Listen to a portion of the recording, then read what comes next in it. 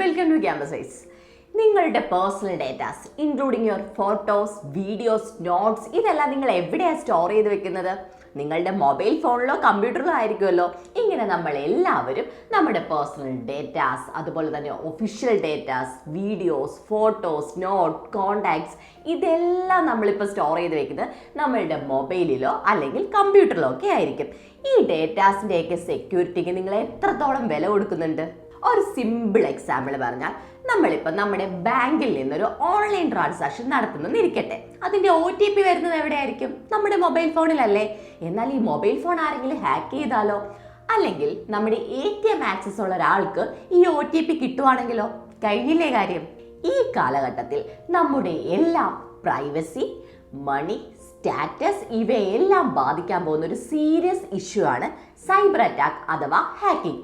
ഈ cyber അറ്റാക്കിനെ prevent ചെയ്യാനും, ഇനിയിപ്പോൾ സൈബർ അറ്റാക്കിനെ പ്രിവെന്റ് ചെയ്താൽ മാത്രം പോരല്ലോ, വൺ സൈബർ അറ്റാക്ക് നടന്ന ഒരു സിസ്റ്റം ആണെങ്കിൽ അതിനെ റിക്കവർ ചെയ്തെടുക്കുകയും കൂടി ചെയ്യണ്ടേ.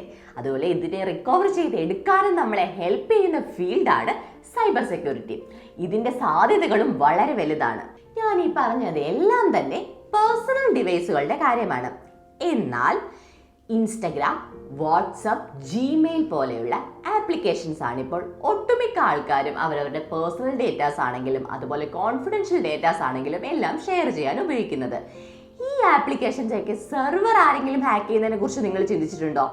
അങ്ങനെ ഹാക്ക് ചെയ്യുവാണെങ്കിൽ ഈ ആപ്ലിക്കേഷൻസ് യൂസ് ചെയ്യുന്ന കോടിക്കണക്കിന് ആൾക്കാരുടെ പ്രൈവസിയാണ് അവിടെ ബ്രേക്ക് ചെയ്യപ്പെടുന്നത്. ഇനിയിപ്പോൾ ബാങ്കിന്റെ കാര്യം ഇരിക്കട്ടെ, നമുക്ക് അക്കൗണ്ടുള്ള ബാങ്കുകളുടെ സെർവർ ആരെങ്കിലും ഹാക്ക് ചെയ്താലോ? ഈ ഒരു ഹ്യൂജ് ഡേറ്റ ലോസ് വലിയൊരു എക്കണോമിയെ തന്നെ തകർക്കാൻ ചാൻസ് ഉണ്ട്. ഇതൊക്കെ കൊണ്ട് തന്നെ ഡേറ്റ പ്രൊട്ടക്ഷന്റെ ഇമ്പോർട്ടൻസ് വളരെ വലുതാണ്. വരും വർഷങ്ങളിലും എല്ലാ മേഖലകളിലും ഇതിന് ഇമ്പോർട്ടൻസ് കൂടി വരികയാണ്. അതുകൊണ്ടൊക്കെ തന്നെ സൈബർ സെക്യൂരിറ്റി എന്ന് പറയുന്നത് ഒരു ബെസ്റ്റ് കരിയർ ഓപ്ഷൻ ആണ്. സൈബർ സെക്യൂരിറ്റിയിൽ നമ്മൾ ഇൻഡിവിജ്വൽ ഡിവൈസുകളെയും സെർവറുകളെയും അതുപോലെ തന്നെ കമ്പ്യൂട്ടർ നെറ്റ്വർക്കുകളെയും എല്ലാം തന്നെ സെക്യൂർ ചെയ്യുന്നത് എങ്ങനെയാണെന്ന് പഠിക്കണം. ഇത് സെക്യൂർ ചെയ്യുന്നത് എങ്ങനെയാണെന്ന് അറിയണമെങ്കിൽ ആദ്യം ഇതിൻ്റെ വർക്കിംഗ് എങ്ങനെയാണെന്ന് നമ്മൾ അറിയണ്ടേ.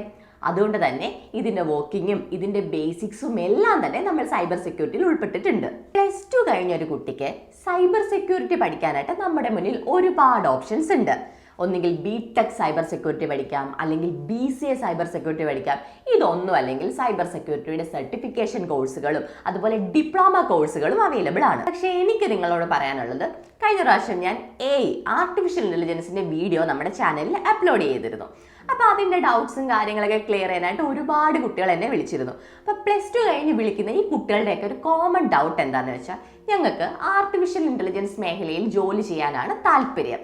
അപ്പം ഞങ്ങൾ എന്തിന് വെറുതെ ഈ BCA അല്ലെങ്കിൽ BTech എടുത്ത് പഠിച്ചിട്ട് ടൈം വേസ്റ്റ് ചെയ്യുന്നു? ഞങ്ങൾക്ക് ഡയറക്റ്റ് ഈ സർട്ടിഫിക്കേഷൻ കോഴ്സ് പഠിക്കുക അല്ലെങ്കിൽ ഡിപ്ലോമ കോഴ്സ് പഠിച്ചാൽ പോരെ, സമയവും ലാഭമാണ്, പെട്ടെന്ന് കുട്ടികൾക്ക് പഠിച്ച് പാസ്സാവുകയും ചെയ്യാം.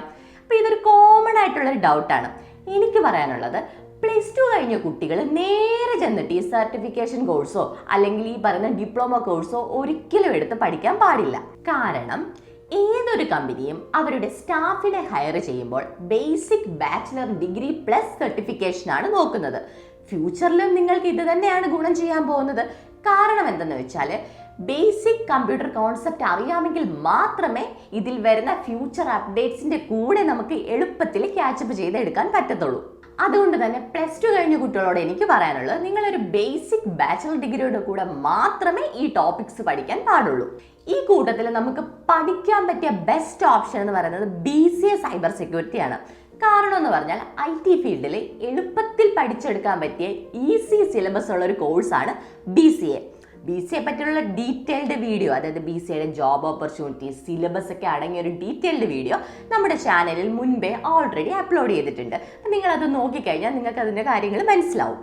എപ്പോഴും നമ്മളൊരു കോഴ്സ് ചൂസ് ചെയ്ത് പഠിക്കാൻ തീരുമാനിക്കുന്നതിന് മുൻപായിട്ട് നമ്മൾ ആ കോഴ്സിൻ്റെ സിലബസ്, ജോബ് റോൾസ്, അതുപോലെ പേഴ്സണലി നമുക്ക് ഈ കോഴ്സ് സ്യൂട്ടബിൾ ആണോ എന്നൊക്കെ അറിഞ്ഞിരിക്കേണ്ടത് അത്യാവശ്യമാണ്. നമുക്ക് ആദ്യം സൈബർ സെക്യൂരിറ്റിയുടെ സിലബസ് എന്താണെന്ന് നോക്കാം. അതിനു മുൻപ് നിങ്ങൾ ഈ ചാനൽ ഇതുവരെ സബ്സ്ക്രൈബ് ചെയ്തില്ലെങ്കിൽ സബ്സ്ക്രൈബ് ചെയ്യൂ, നോട്ടിഫിക്കേഷനായി ബെല്ലൈക്കൺ കൂടി അമർത്തൂ. സൈബർ സെക്യൂരിറ്റിയുടെ സിലബസിലോട്ട് നമ്മൾ കടക്കുമ്പോൾ ഇതിന്റെ ഇൻട്രൊഡക്ഷൻ, അതുപോലെ എവല്യൂഷൻ, ഹിസ്റ്ററി തുടങ്ങിയ ബേസിക് കാര്യങ്ങളാണ് ആദ്യം നമുക്ക് പഠിക്കാനുള്ളത്. സെക്കൻഡ് ടോപ്പിക് ബേസിക് നെറ്റ്വർക്കിംഗ് ആണ്. ഇതിൽ നെറ്റ്വർക്കിംഗ് ഡിവൈസുകൾ എങ്ങനെ പ്രവർത്തിക്കുന്നു, അതിൻ്റെ പ്രോട്ടോകോൾസ് എന്തൊക്കെയാണ്, ഈ കാര്യങ്ങളാണ് ഉൾപ്പെട്ടിട്ടുള്ളത്. അടുത്ത ടോപ്പിക് ഓപ്പറേറ്റിംഗ് സിസ്റ്റം സെക്യൂരിറ്റി ആണ്.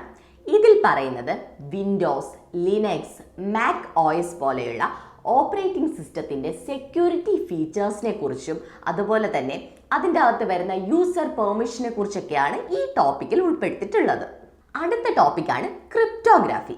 ഈ ക്രിപ്റ്റോഗ്രാഫിയിൽ എൻക്രിപ്ഷൻ, ഡീക്രിപ്ഷൻ, അതുപോലെ ക്രിപ്റ്റോഗ്രാഫിക് അൽഗോരിതം തുടങ്ങിയവയെ കുറിച്ചാണ് പഠിപ്പിക്കുന്നത്.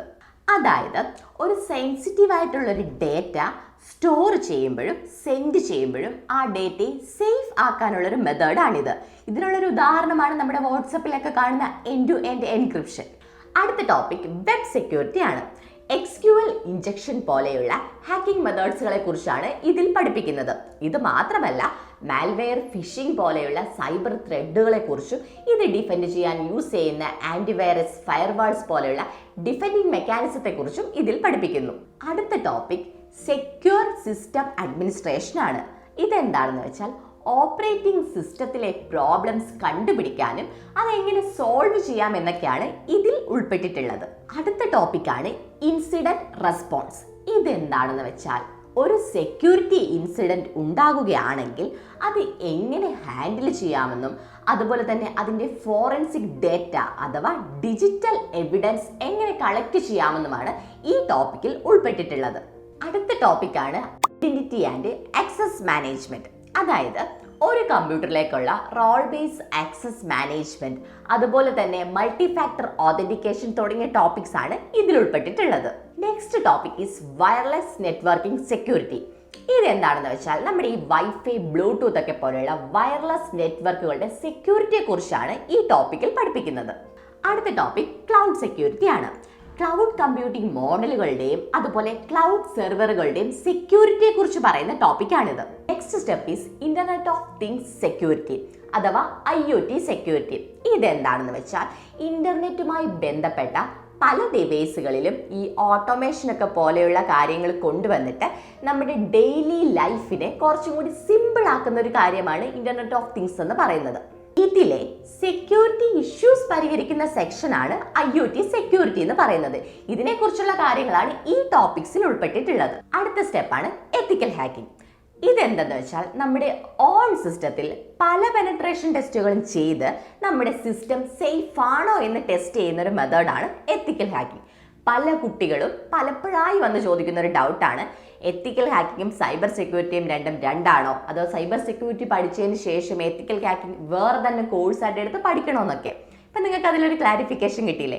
സൈബർ സെക്യൂരിറ്റിയുടെ സിലബസിലൊരു പാർട്ടാണ് എത്തിക്കൽ ഹാക്കിംഗ് എന്ന് പറയുന്നത്. സൈബർ ലോസ്, അതുപോലെ തന്നെ സൈബർ സെക്യൂരിറ്റി പ്രൊഫഷണൽസുകളുടെ എത്തിക്കൽ റെസ്പോൺസിബിലിറ്റീസ് തുടങ്ങിയവയെ കുറിച്ചൊക്കെ പറയുന്നതാണ് ഇതിന്റെ ലാസ്റ്റ് ടോപ്പിക്. ഇപ്പം ഇത്രയും ചേരുന്നതാണ് നമ്മുടെ സൈബർ സെക്യൂരിറ്റിയുടെ സിലബസ് എന്ന് പറയുന്നത്. ഇനി സൈബർ സെക്യൂരിറ്റിയുടെ ജോബ് റോൾസ് നമുക്കൊന്ന് നോക്കാം. Security analyst, security administrator, network security analyst, security engineer, incident response analyst, security architect, security consultant, ethical hacker, cryptographer, chief information security officer, security researcher, അതുപോലെ തന്നെ ഫോറൻസിക് അനലിസ്റ്റ് തുടങ്ങിയവയാണ് ഇവരുടെ job Rolls വരുന്നത്. ഇപ്പൊ നിങ്ങൾക്ക് cyber സെക്യൂരിറ്റിയുടെ ടോപ്പിക്സിനെ കുറിച്ചും അതുപോലെ ജോബ് റോൾസിനെ കുറിച്ചൊക്കെ ഒരു ബേസിക് ഐഡിയ കിട്ടി കാണുമല്ലോ. ഇപ്പൊ ഞാൻ ഈ പറഞ്ഞു പോയ പല ടോപ്പിക്സും നമ്മളെല്ലാവരും നമ്മുടെ ഡെയിലി ലൈഫിൽ നമ്മുടെ ഫോണിലും അതുപോലെ കമ്പ്യൂട്ടറിലും ഒക്കെ കണ്ടുവരുന്ന പേരുകൾ, കാര്യങ്ങളൊക്കെ തന്നെയാണ് നമ്മളിപ്പോൾ കേട്ടത്. അതുകൊണ്ട് തന്നെ ഈ സൈബർ സെക്യൂരിറ്റി എന്ന് പറയുന്നത് പഠിച്ചെടുക്കാൻ ഭയങ്കര ഡിഫിക്കൽട്ട് ആയിട്ടുള്ള ഒരു ടോപ്പിക്സ് ഒന്നും അല്ല. നമുക്കൊരു ബാച്ചിലർ ഡിഗ്രിയുടെ കൂടെ വളരെ എളുപ്പത്തിൽ ക്യാച്ചപ്പ് ചെയ്യാൻ പറ്റിയതും എന്നാൽ നല്ല ജോലി സാധ്യതയുള്ള ഒരു പ്രൊഫഷനാണ് സൈബർ സെക്യൂരിറ്റി. സൈബർ സെക്യൂരിറ്റിയുടെ ടോപ്പിക്സിനെ കുറിച്ച് നിങ്ങൾക്ക് കൂടുതൽ അറിയണമെങ്കിലോ അല്ലെങ്കിൽ ഇത് പഠിക്കാൻ പറ്റിയ ബെസ്റ്റ് കോളേജുകൾ ഏതൊക്കെയാണെന്ന് അറിയണമെങ്കിലോ ഇനിയിപ്പോൾ ഈ കോഴ്സ് എനിക്ക് പഠിക്കാൻ പറ്റുമോ എന്നുള്ള കൺഫ്യൂഷനിലാണ് നിങ്ങൾ നിൽക്കുന്നതെങ്കിലോ ഫ്രീ കരിയർ കൗൺസിലിനായി താഴെ കാണുന്ന നമ്പറിൽ ഞങ്ങളെ കോൺടാക്ട് ചെയ്തോളൂ. വീഡിയോ ഇഷ്ടമായെങ്കിൽ ലൈക്ക് ചെയ്യൂ. ചാനൽ ഇതുവരെ സബ്സ്ക്രൈബ് ചെയ്തില്ലെങ്കിൽ ഉടൻ തന്നെ സബ്സ്ക്രൈബ് ചെയ്തോളൂ. സൈബർ സെക്യൂരിറ്റി പഠിക്കാൻ ആഗ്രഹിക്കുന്ന നിങ്ങളുടെ ഫ്രണ്ട്സിന് ഉടൻ തന്നെ ഈ വീഡിയോ ഷെയർ ചെയ്ത് കൊടുക്കുക. താങ്ക്